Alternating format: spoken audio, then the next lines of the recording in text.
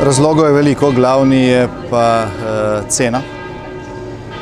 Slovenija nima zlatih rudnikov in naftnih vrelcev, da bi si lahko privoščila več kot milijardo, celo milijardo in pol evrov za 27 km proge. Vse primerjave z projekti delani v drugih državah kažejo, da gre tukaj za poskus naslednje velike kraje po Tešu 6 in da bi zaradi tega, če bi ta zakon obveljal in če bi se dejansko ta enojni tir za dvojno ceno gradil, ne samo naše, ampak bile tudi plače in pokojnine prihodnjih generacij bistveno manjše, davki višji, stroški večji.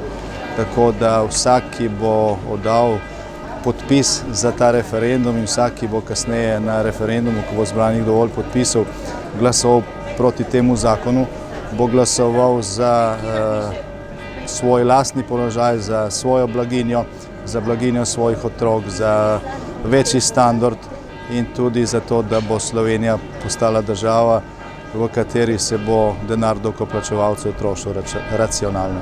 Sam sem podpisal to pobudo za referendum, ampak ne zato, da bi bil proti referendumu, ampak proti temu zakonu. Ta zakon, ki ima ogromno elastiko, v kateri je veliko finančne posledice, in podpisal sem za to, da bi namesto tega denarja, ki ga bi seveda nekateri radi spravili v neke zasebne žepe, dali raje v šole, vrtce, v ceste, v stanovanja, predvsem pa za razvoj Republike Slovenije. Še enkrat ponavljam, da nisem proti drugemu tiru, da bom kot državni zborski poslanec vedno zavzemal, da bomo zgradili drugi tir, ampak ne na tak način, predvsem pa ne na tak elastičen način, ki je unikum za Slovenijo, takšen zakon.